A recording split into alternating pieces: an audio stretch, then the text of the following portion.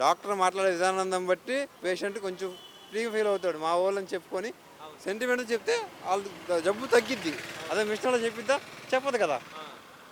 Doctor అనేవాడు machine కదన్న, దేవుళ్ళలాగా చూసుకొని దేవుడు అనేవాడు సేవ చేస్తాడు మనుషులకి.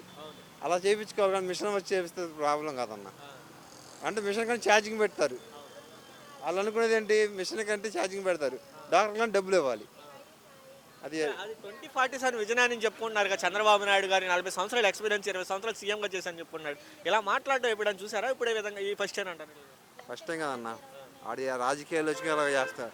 ఎక్కడ దాకా ఎందుకు ఎన్టీఆర్ వెన్నుపోటు పొడిచాడు. ప్రూఫ్లు ఉన్నాయి చూపించడానికి, వెన్నుపోటు పొడడానికి. ఇప్పుడు ఏదైనా మాట చెప్పాడు, మా మనిషికి ఆడపిల్లలకు వచ్చి 15 ఇస్తా అన్నాడు. రూపాయి అయినా ఇచ్చాడా? ఇవ్వలేదు. మద్యపానం అంటే జగన్ ఉన్నప్పుడు చేయలేదు, ఓకే. ఈడేంటి మద్యపానం పెట్టుకోమని షాపులు ఇస్తున్నారు, మిల్ షాపులు. అది నిజమా? అంటే మా మనిషి ఎలాగో పోని, నాకు మాత్రం డబ్బులు రావాలని చూసుకుంటారా?